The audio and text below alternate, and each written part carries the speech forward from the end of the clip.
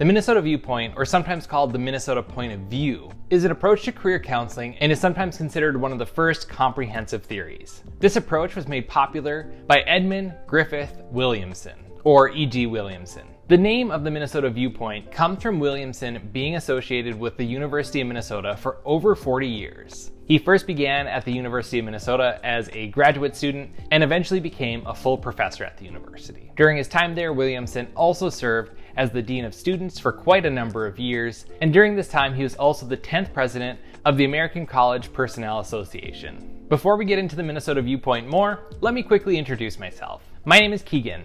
I have a master's degree in counseling, and I make videos like this to help you better understand psychology, counseling, and mental health more generally. Williamson gained popularity thanks to his book, A Manual for Clinical Techniques for Clinical Counselors, which was published in 1939. This was the book that was the most popular, but Williamson also had many other books that he did write over his years. To start with, the Minnesota Viewpoint was heavily influenced by Parsons' trait and factor theory. This approach also used additional data from the Minnesota Occupational Rating Scales. These data provided empirical and statistical information to act as a tool for matching clients to a job. With the Minnesota Viewpoint, the approach is that the counselor gives the client information and data.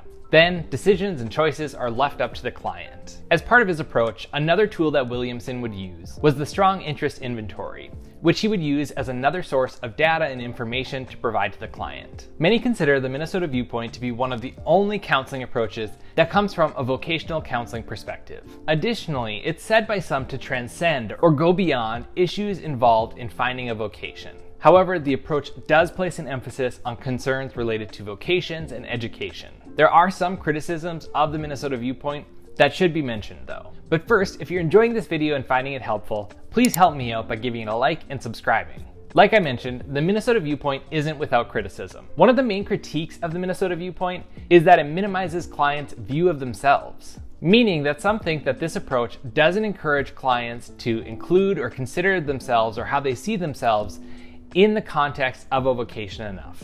Additionally, emotional qualities of a person are not included strongly in the Minnesota Viewpoint.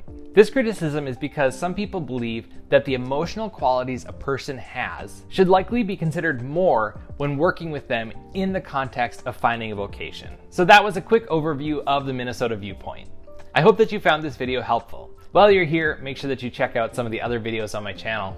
Thank you so much for watching, and I'll see you in the next video.